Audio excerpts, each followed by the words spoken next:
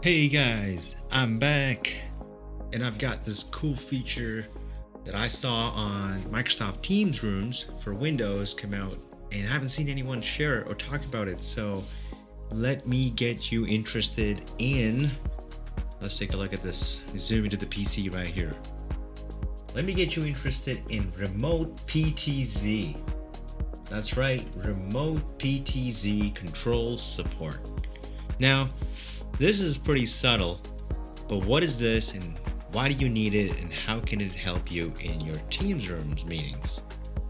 So let's take a quick look at the situation.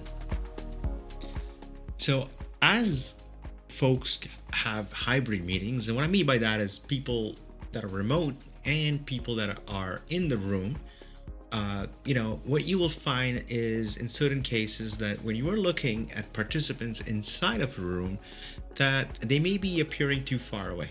Now, that's solved with some cameras that are zooming in and automatically framing the active speaker.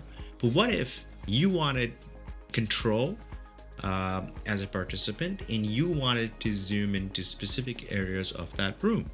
How can you do that, and how does Microsoft Teams help us with that? So for that, let me just go back to my desktop and start a Teams meeting and bring that up and show you how to get this going. All right, we'll start with the new meeting. I'm going to call this the remote PTZ feature review. All right, I'm going to book Megan, get a participant, and I'm also going to book a room. So I'm going to make sure I select a Windows-based Teams rooms because that's where that feature is available. I'll go with the default slots that are available and I will click send.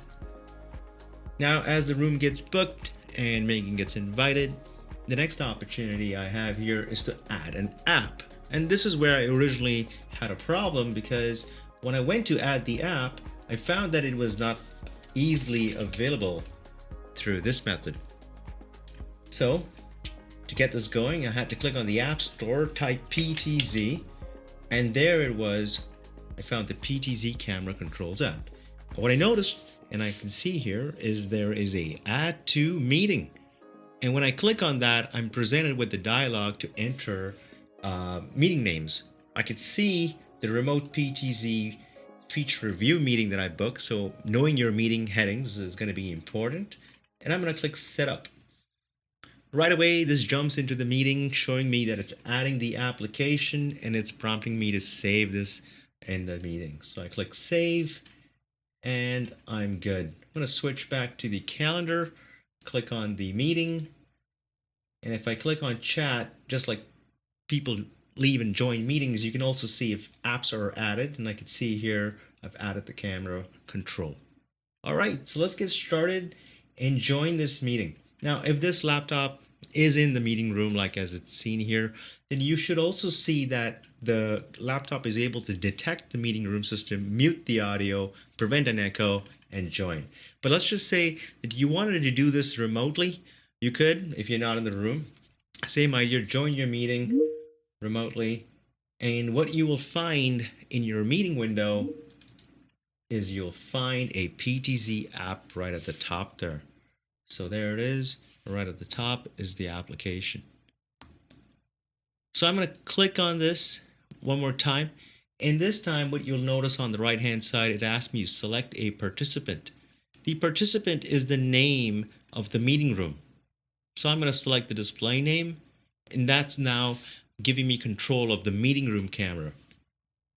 As camera faces the back of my head, but you should get an idea that I'm able to go right, and I can go zoom, zoom, zoom. And what you see is I'm controlling this camera through the desktop using an app for PTZ Camera Controls. Awesome. So imagine you have a room where you have a camera with PTZ support. You will be able to take advantage of this feature, allowing you to get closer to your participants in the room. You can click reset and that will go back and frame back to the original. If the camera has automatic framing, you will also notice that the camera was able to do this by itself. Let me just reset this back so you can see what this might be. So that way people in the room, and participants remote, people in the room appear typically smaller, just depending on how many people they are, unless the camera zooms into each person. And so with this app, you'll be able to take control of the room camera remotely. That's it for me. Hopefully you enjoyed this and this was helpful, and you can't wait to try this in one of your own Teams meetings, especially if you have a Windows-based Microsoft Teams room device. Perfect. Thanks for watching, and we'll catch you guys on the next one.